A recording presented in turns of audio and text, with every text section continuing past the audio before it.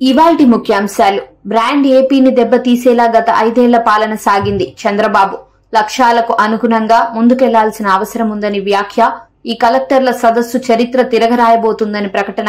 ప్రజావేదికలో కలెక్టర్ల సదస్సు పెట్టి ఆనాటి సీఎం జగన్ కూలగొట్టేశారని ఆరోపణ. ప్రజలు పెట్టుకున్న నమ్మకానికి న్యాయం చేయాలి. పవన్ బలోపేతమైన వ్యవస్థలను గత ప్రభుత్వం ఆటబొమ్మలుగా మార్చిందని విమర్శ.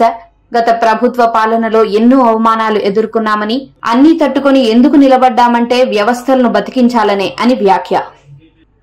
బీఆర్ఎస్ ఎమ్మెల్సీ కవితకు భారీ షాక్. సీబీఐ కేసులో కవిత బెయిల్ పిటిషన్ పై మరోసారి విచారణ వాయిదా. ఆగస్టు 7న కవిత బెయిల్ పిటిషన్ పై వాదనలు వింటామన్న trial court. Default bail petition పై వాయిదా వేయాలని కోరిన కవిత తరపు న్యాయవాది.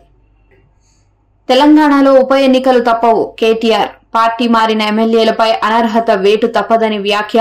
పార్టీ ఫిరాయింపులపై ఢిల్లీలో బీఆర్ఎస్ న్యాయ పోరాటం చేస్తుందని ప్రకటన. రాజ్యాంగ నిపుణులతో పార్టీ సీనియర్ ప్రతినిధుల బృందం సమావేశం. త్వరలోనే సుప్రీంకోర్టులో పార్టీ తరపున కేసు వేస్తామన్న కేటీఆర్.